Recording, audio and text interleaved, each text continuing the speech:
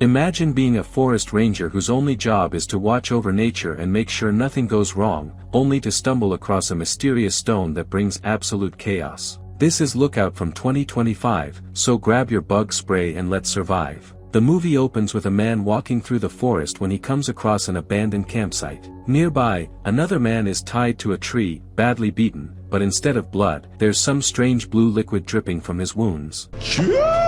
But hold on, because this is actually the first day on the job for Ranger Melissa. She's heading out to her assignment, texting her boyfriend Jake goodbye since rangers stay isolated for days at a time. The pay is good though, so plenty of people sign up for it. On the way there, Melissa spots a man standing in the middle of the road and almost runs him over. He suddenly disappears, so she steps out to check, and he reappears holding a hunting crossbow. She asks what he's doing out there, but he refuses to answer. Melissa notices he has a disability, and before things can escalate, 2 more hunters step out of the woods. She reminds them that deer hunting season doesn't start for another month, but they claim they're just scouting the area. Melissa can tell they're hiding something. When she reaches the checkpoint gate, she has to unlock it herself since only employees can enter. The hunters try sneaking in behind her, but she closes it just in time, leaving them glaring at her from a distance. Definitely not suspicious at all. Melissa finally arrives at her lookout tower where Billy, the ranger she's replacing, is desperate to leave. He's clearly been losing his mind after spending a month isolated up there. He barely says a word,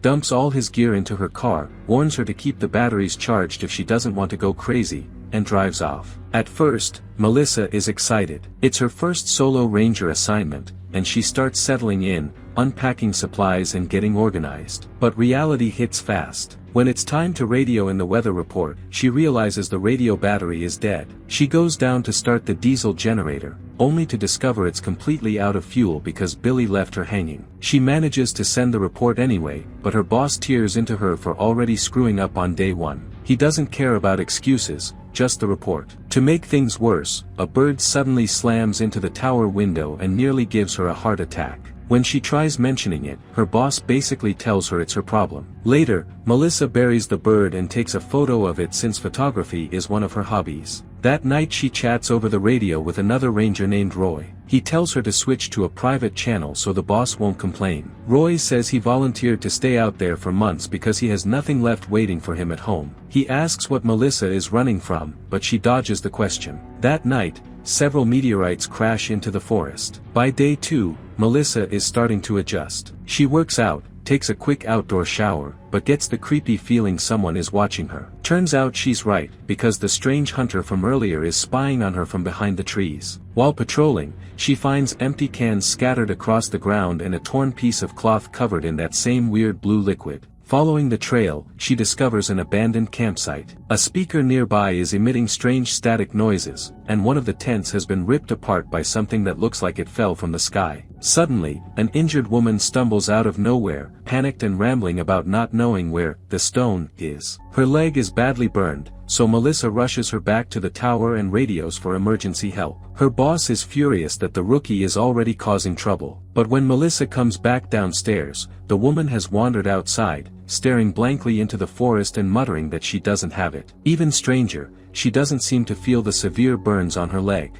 And lurking in the distance is that same creepy man watching from the woods. When Melissa's captain arrives and drives the woman away, he lectures her again, reminding her that her job is to watch the forest, not play hero. Then Melissa notices the tower's solar panel has fallen off. If she can't fix it, the generator fuel won't last the month. Trying to calm down, she meditates, but later that night the power cuts out completely during a storm. Somehow, despite having no electricity, the radio turns on by itself. Through the static, she hears what sounds like someone whispering. Day 3 starts normally, and Melissa heads back to the abandoned campsite to investigate further. There she meets a hiker who seems deeply unsettled by what happened there. He suggests it might have been a bear attack, but Melissa knows better. Before leaving, she snaps his photo for the records. That night, Roy opens up more about his life. He reveals his wife of 30 years recently passed away, and staying out there in the forest gives him purpose. Melissa can't stop thinking about whatever crashed into that tent. Then day 4 begins,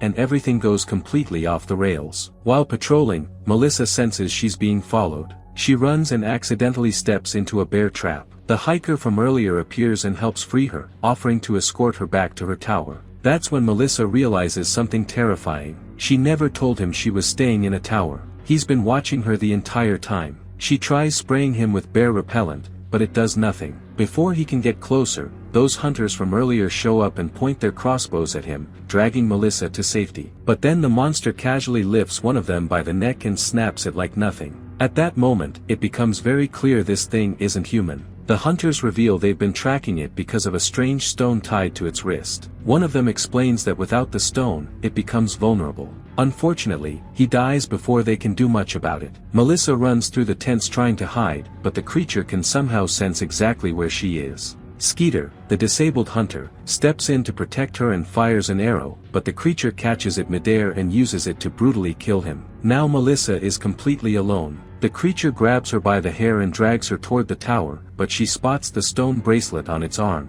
Thinking fast, she smashes it with a rock and then nails the creature in the face. For the first time, blue blood pours out. Now she understands. Everything connects back to that mysterious stone. She sprints back to the tower, and honestly this is where she makes a terrible decision. Instead of immediately starting the generator and calling for help, she hides upstairs with an axe. Roy suddenly arrives after failing to reach her all day, but before he can help, the creature appears behind him and throws him straight off the tower. To distract it, Melissa tosses some of the random stones off the platform. The creature chases after them, thinking one is the real stone. She rushes down to check on Roy, but the fall was massive. The creature realizes she tricked it and charges back up. Melissa, completely done with this nightmare, buries the axe in its body and finally drops it. Except it's not over. Roy suddenly gets back up, badly injured, and starts demanding the stone. Somehow, the entity has transferred itself into him. Melissa has no choice. She finishes him off. After everything, she finally starts the generator and radios for help. Her boss arrives, sees the destruction, and for once says absolutely nothing. He just silently puts her in the truck and drives her away while Billy is assigned to cover her post. But in the final scene, Billy opens a food bucket and finds the mysterious stone hidden inside. A stream of blue liquid starts dripping from his nose. And that's how you know this nightmare is far from over. Honestly, who knew one little rock could ruin this many lives? Maybe I should start carrying one around too. Worst case, it's useful in a fight. And if you want your life to improve instantly, just drop a like and leave a comment, because tomorrow might bring another wild recap like this one. Thanks for watching, and I'm out.